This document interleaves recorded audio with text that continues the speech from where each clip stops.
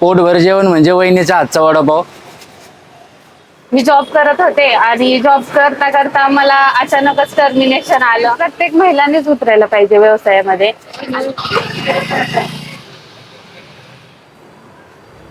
नमस्कार, मी Sidhu DSP kitchen मध्ये आपल्या सर्वांचं स्वागत करतोय. तर सध्या आपण सांगवी येथील काटेपुरम चौकामध्ये आलेलो आहोत, ज्या ठिकाणी तेजश्री ताईने मागच्या 7-8 महिन्याखालीच वहिनीज वडापाव सेंटर चालू केलेलं आहे. मराठी महिला आजकाल व्यवसायामध्ये मागे राहिलेल्या नाहीत, हेच आपण पाहणार आहोत. आणि त्यांनी हा जो त्यांचा व्यवसाय चालू केलेला आहे त्याबद्दल आपण त्यांच्याकडून थोडं जाणून घेणार आहोत. चला.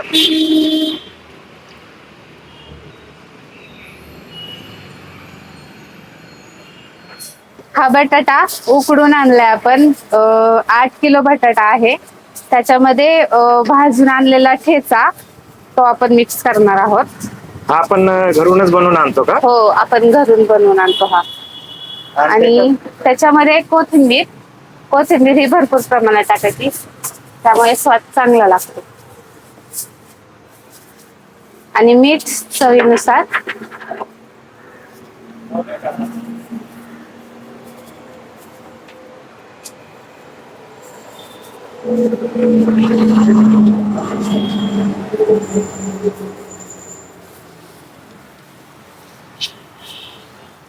तर ताई, मग याची रोज तयारी आपण कधीपासून करतो? सकाळी आता सकाळी 9 वाजल्यापासून बटाटे उकडायला सुरुवात होते. बटाटे उकडण्यासाठी कमीत कमी अर्धा तास तरी लागतो. ते पूर्ण मॅश करण्यासाठी 1 तास पूर्ण निघून जातो.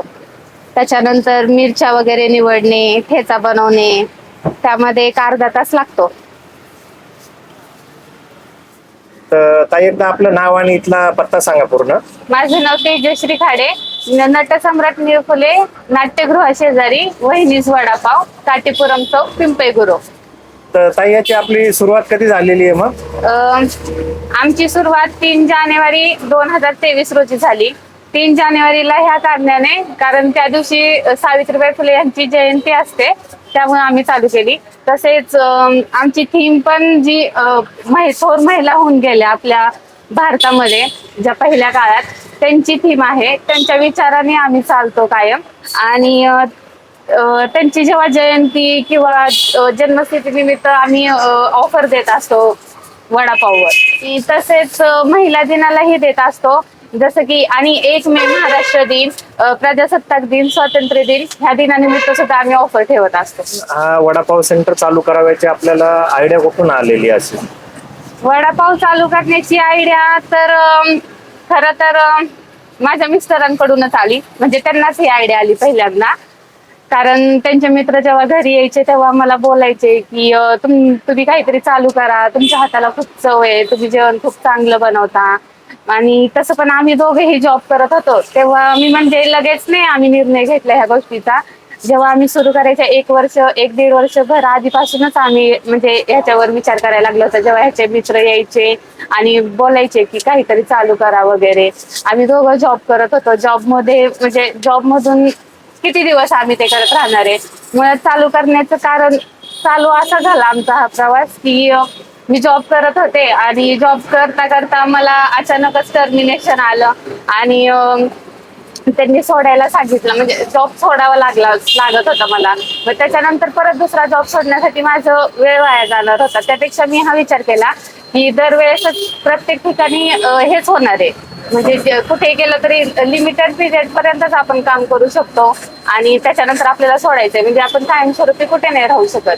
म्हणून आम्ही असं विचार केला की ठीक आहे, आपण करूया काहीतरी चालू. मग 1 वर्षभर आधीपासूनच तसंही डोक्यात चाललं होतं, करूया काहीतरी चालू. पण काही चालू करायचं हे समजत नव्हतं आम्हाला.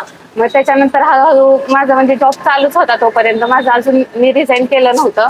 आणि झालं म्हणजे असा विचार केला की आपण सुरुवात करतोय, नवीन काही करतोय, काहीतरी करतोय आणि आपलं बॅकग्राऊंड पण नाहीये की आपण काहीतरी बिझनेस उभा करू. त्यामुळं मग असं सर्च केलं की काही चालू करू शकतो, शून्यातून उभं करायचं तर काय उभं करू शकतो. आधी आम्ही असंही म्हणजे विचार केला की मेस चालू करू, पण मेससाठी तर खूप आधी नाव झालेलं पाहिजे, कारण टेस्ट आली पाहिजे लोकांना, तेव्हाच ते आपल्याकडे येणार, तोपर्यंत ते चालत नाही. तर मग त्याच्यानंतर विचार आला की ज्यूस सेंटर चालू करू, पण त्याच्यासाठी भांडवल खूप जास्त लागत होतं, गाळाच घ्यावा लागला असता वगैरे वगैरे. मग त्याच्यामुळं जे छोट्यातून चालू होईल असा फक्त वडापाव सुचला आणि तो वडापाव सध्या चालू केलाय मी 3 जानेवारी पासून. आणि मग याला वहिनीच वडापाव देण्यामागचं कारण काय आहे? वहिनीच वडापाव देण्यामागचं कारण, नाव देण्यामागचं कारण असं की जे माझे मिस्टर आहेत त्यांचे मित्र सगळे मला वहिनी वहिनी बोलतात आणि असं म्हणतात की वहिनी ही खूप प्रेमळ असते आणि आपल्या म्हणजे आसपासच्या लोकांचे असे चवीचे चोचले पुरवत असते. त्यामुळं हे नाव देण्याचं कारण तर हेच आहे आणि ते माझ्या मिस्टरांना सुचलं. आणि तुम्हाला काय वाटतं की आपल्या मराठी महिलांनी सुद्धा व्यवसायामध्ये उतरलं पाहिजे का? हो, उतरलं पाहिजे. म्हणजे प्रत्येक जण, मराठीच महिलांनी नाही, प्रत्येक महिलांनीच उतरायला पाहिजे व्यवसायामध्ये. आणि व्यवसाय असं नाही की फक्त हा पुरुषच करू शकतो किंवा हा व्यक्ती ज्याच्याजवळ भांडवल आहे किंवा तो मोठ्या घरातून आलेला आहे, त्याचं बॅकग्राऊंड चांगलं आहे असाच व्यक्ती करत असतो, असं काही नाहीये. जर का आपल्या मनात इच्छा असेल किंवा आपल्याला काहीतरी करून दाखवायचं असेल तर कोणीही व्यवसायामध्ये उतरू शकतो. आणि मला असं वाटतं पुरुषांपेक्षा महिला सुद्धा जास्त चवीचं जेवण बनवतात, तर त्यांनी फूड व्यवसायामध्ये तर त्यांनी उतरावं. इतर व्यवसायामध्ये तर आहेतच, पण फूड व्यवसायामध्ये तर महिलांनी उतरावं. आणि मग आपण हा आता व्यवसाय चालू केलाय तर आपला ह्या चालू झाला तसा आतापर्यंतचा अनुभव कसा राहिला? अनुभव खूप छान होता. वडापाव खूप जणांना आवडतो, म्हणजे खूप लोक फीडबॅक देतात. आमचे म्हणजे अक्षरशः लोक येऊन सांगतात की आम्ही ह्या ठिकाणचा वडापाव खाणं सोडलंय आणि आम्ही तुम्ही तुमचा वडापाव खातो, तुमच्या वडापावला टेस्ट खूप भारी आहे. रिस्पॉन्स म्हणजे खूप चांगला भेटला. वडापाव सुरू म्हणजे करायच्या आधीच आम्ही स्वतः घरी रेसिपी तयार केल्या, इतर जे मित्रमंडळी आहेत त्यांना खाऊ घातल्या, त्यांच्याकडून काही फीडबॅक आले त्याच्यानुसार सुधारणा केल्या. तसंच आमच्या इथं पवनाथडीची यात्रा भरते, त्या यात्रेमध्ये 4 दिवस आम्ही स्टॉल लावला होता. त्या स्टॉल मधून आम्ही वडापाव आणि कढीवडा हे 2 वस्तू विकल्या आणि म्हणजे ग्राहकांकडून फीडबॅक खूप चांगले चांगले आले. कढीवड्यासाठी पण खूप चांगले आले आणि कढीवडा आमच्याकडे फक्त शनिवार रविवार ह्या दिवशी मिळतो आणि वडापाव हा खूप लोकांना आवडत होता. सध्या आमचा वडापाव म्हणजे खूप लोकांना आवडतोय आणि असं का ते असंच आवडत राहील. हा, ऍक्च्युली हे जे पीठ आहे डाळीचंच दळलेलं असतं. आणि आता याच्यात काय जाणार आपलं? आता ह्याच्यामध्ये आपण टाकत असतो, ओवा टाकत असतो आधी, मग आपण थोडा सोडा टाकत असतो,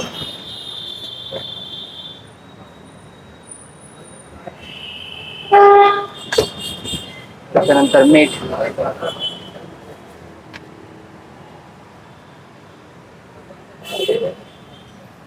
अशा प्रकारे आपण सगळे इन्ग्रेडियंट्स घेतले. मग आपण ते व्यवस्थितरित्या काढून घ्यावं लागतात, जे सगळे गाठी फोडावे लागतात. दादा मग आपलं शिक्षण काय झालेलं आहे? माझं हॉटेल मॅनेजमेंटची डिग्री झालेली 4 वर्षाची आणि प्लस माझं MSW पण झालेलं आहे, मास्टर इन सोशल वर्क. कसं येणं झालं आपलं? ऍक्च्युली पहिल्यापासूनच एक स्वप्न होतं की काहीतरी करावं, स्वतःचं असावं. मी जॉब पण करत होतो आधी NGO क्षेत्रामध्ये, औंध हॉस्पिटल, YCM हॉस्पिटल या ठिकाणी मी जॉब केलेला आहे. आणि माझ्या बायको जी आहे तिचे हाताला खूप टेस्ट आहे आणि नेहमी ती माझे मित्र आले तर तिला त्यांना काही ना काही बनवून खाऊ घालत असते. आणि मित्र म्हणायचे की वहिनी तुम्ही काहीतरी चालू करा, वहिनी काहीतरी चालू करा. मग त्या अनुषंगाने तिनं ठरवलं की चालू करूयात आणि आमच्या दोघांचंही ते स्वप्नच होतं आधीपासून. म्हणून मग आम्ही बरेच विचार केला की कशात उतरायला पाहिजे. म्हणजे आधी आम्ही ज्यूस सेंटरचा विचार केला होता, त्याच्यानंतर आम्ही मटण खानावरचा विचार केला होता, मेसचा विचार केला होता. पण म्हटलं की आधी शून्यातून आपण सुरुवात करतोय तर आपल्याला काहीतरी आधी छोट्याशा आउटलेट पासून सुरुवात करावी लागेल.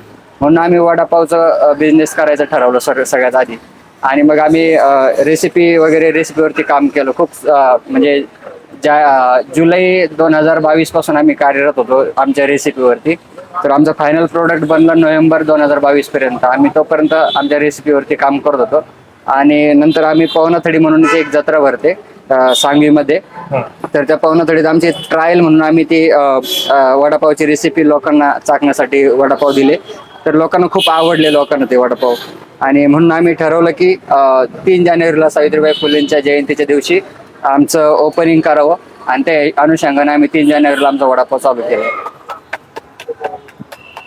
चांगलं फेटून घ्यावं लागतं, याच्यातल्या सगळ्या गाठी तुटल्या पाहिजे. कारण यातल्या गाठी जर राहिल्या अशाच तर ते वडापाव खाताना कच्चा लागू शकतो किंवा पोट दुखू शकतं कस्टमरचं. म्हणून ते व्यवस्थितरित्या गाठी फोडून घ्याव्या लागतात. मग आपण या वडापाव बनवण्यासाठीची समजा तुम्ही रिसर्च करून रेसिपी बनवलेली आहे हो स्वतः? हो हो. माझा एक मित्र ऑस्ट्रेलियामध्ये सुशेफ आहे एका फास्ट हॉटेलमध्ये. त्यांनी आम्हाला थोडासा गायडन्स केलं होतं याच्याबद्दल ती. आणि मी सुद्धा स्वतःचं माझं हॉटेल मॅनेजमेंट झालं असल्या कारणाने मी सुद्धा ह्याच्यामध्ये खूप सारे रिसर्च केले. खूप सारे वडापाव आधी मी टेस्ट केले. वडापावमध्ये काय असायला हवं काय नसायला हवं याची सगळ्यांची रिसर्च करूनच आम्ही हा वडापाव प्रोडक्ट फायनल केलेला आहे. साधारण बॅटरचं टेक्स्चर आपल्या अशा पद्धतीने आलं पाहिजे जेणेकरून एक आपण जसं हँडवॉश घेतो हँडवॉश सारखं ते खाली असं मुरलं पाहिजे इतक्या पद्धतीने त्याला थिक करायचं.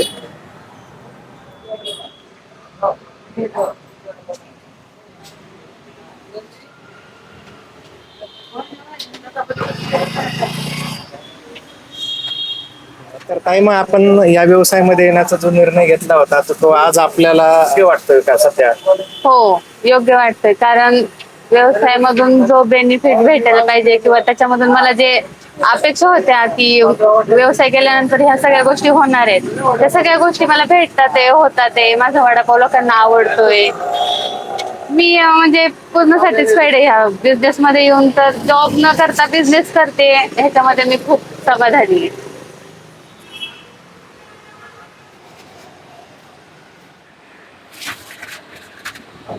ही आपल्या पावापासून आणि ह्या जो चुरा उरतो वडापावचा त्याच्यापासून बनवले जाते. त्याच्यामध्ये शेंगदाणा, लसूण, धना पावडर, मिरची पावडर, त्याच्यानंतर जिरा पावडर हे सगळं टाकलं जातं. ही खायला पण टेस्टी लागते. काही आमचे कस्टमर्स चपाती सोबत सुद्धा हे खाण्यासाठी घेऊन जातात. रेड चटणी आहे. तळलेली मिरची, हो. कांदा,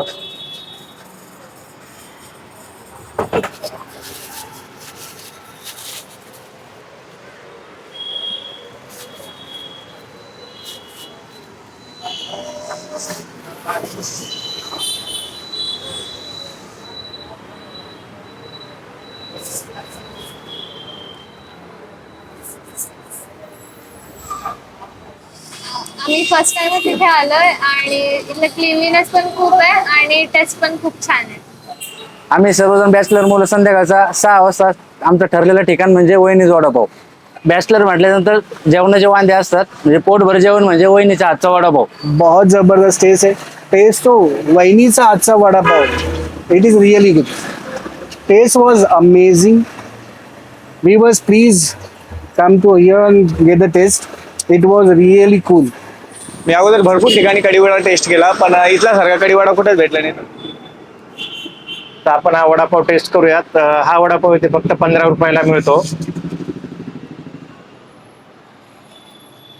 त्या वडापावची टेस्ट एकदम बेस्ट आहे आणि एक वडापाव खाल्ला तर आपलं पोट भरतं. तर आपणही कधी सांगवीमध्ये आलात तर काटेपुरम मध्ये असलेल्या वहिनीज वडापावला एक वेळेस नक्की भेट द्या.